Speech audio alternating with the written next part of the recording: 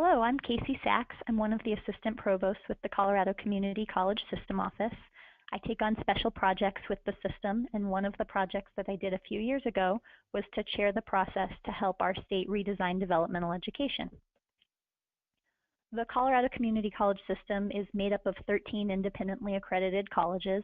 We're at 35 different sites across Colorado and serve right at 140,000 students a year.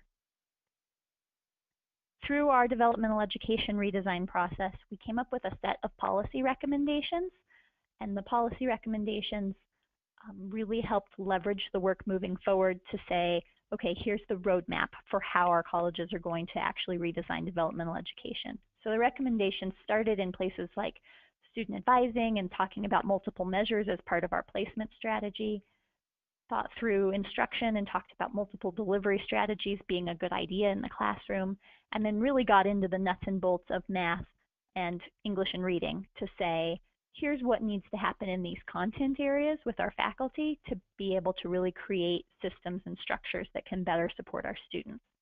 In math, that included actually redesigning course content to only cover the content that was necessary for the college level course that students were moving into, and to really focus in on multiple math pathways to make pathways aligned to students based on their career and major area of interest, and this very much aligned with the work that you may have seen coming out of the Dana Center at UT Austin, but it was very much about multiple math pathways and making those available to our students.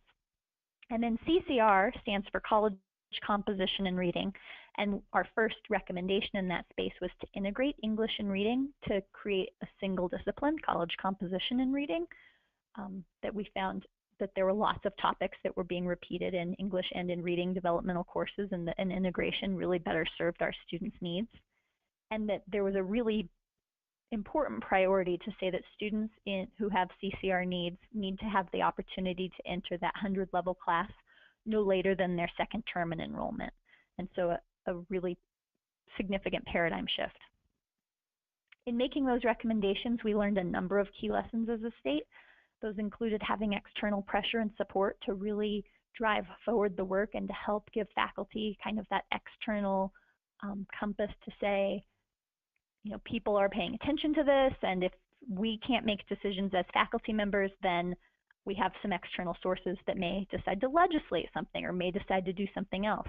But for us, it was a great opportunity to really have faculty engage, knowing that that was still out there and that could still change externally. That we had a structure that allowed some central decision making. So already having the system in place allowed us to say, great, here's the set of policy initiatives that'll impact all 13 colleges, and that's not a completely foreign concept in Colorado. Bringing representatives from multiple colleges and disciplines and functional areas, so really having the right people in the room made a big difference.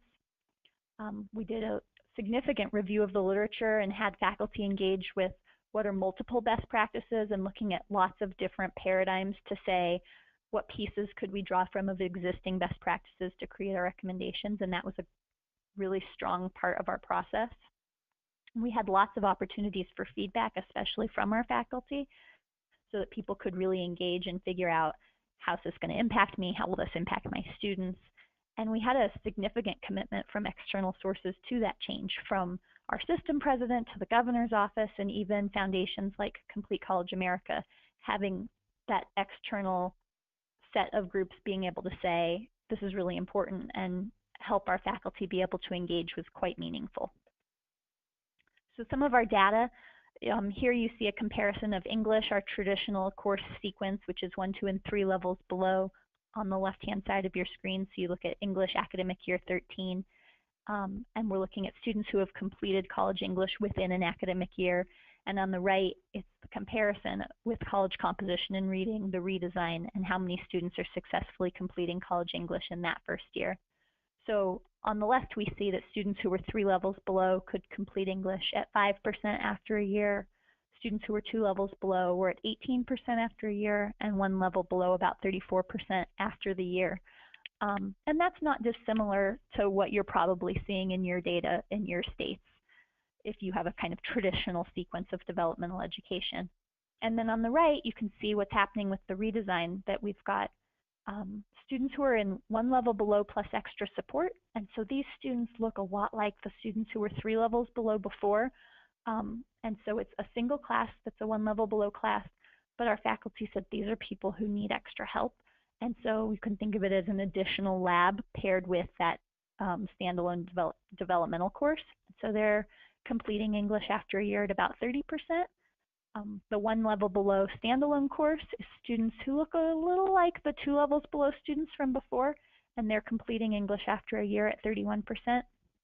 And then we created 2 co-requisite options. The first is co-requisite to college, so this would be reading and writing in a discipline, so it might be reading and writing with a biology class. And so those students are successfully completing college English at about 31%. And then the last is where we're looking at co-requisite courses, co-requisite to college English, and that group of students are completing college English at just over 90%. And so one of the things that we found is while we created this structure that allowed this 1 level below and extra support and co-requisite options, the really emergent winner for how many students are really successfully completing college English is where we see those co-requisite courses to college English. And I would add that that's just not something we knew going into the policy. And so looking at this data helps us know, great, how do we improve in the future? Well, the next step of conversations for my own state is we've made tremendous gains, and it really does look like how do we have more conversations now about students in co-requisite courses. And then in math, on the left-hand side, you can see the traditional course sequence. We had 4 levels of developmental education to prepare students for college-level math. And then on the right, there were 2 different standalone options. We had 1 level below for students who are going into QR or stats, which is quantitative reasoning or statistics, and also 1 level below for students who are going into college algebra. And so these are based on math pathways, that there are some programs that require quantitative reasoning or stats and some that require algebra. And so there's standalone courses for students who are in those particular pathways. And those could be students who were anywhere on the traditional course sequence, really 2, 3, or 4 levels below. And then there's 3 co-requisite course options. One's co-requisite to CTE, so for students who are going into career and technical education math programs. And then co-requisite math programs for students who are going into quantitative reasoning and statistics. And then the third is co-requisite with college algebra. And students who are in those co-requisite math experiences are completing their college math class somewhere between 78 and 90% within a year. So we learned a number of implementation lessons through this process.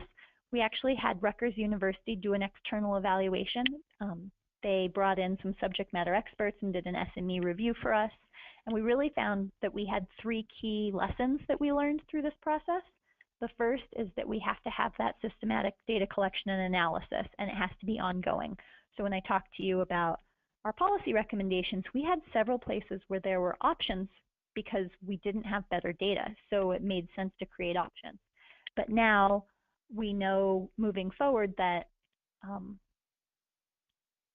we now know moving forward that some of those options are better than others, and so using that to be systematic and really talk about that ongoing improvement is an important strategy.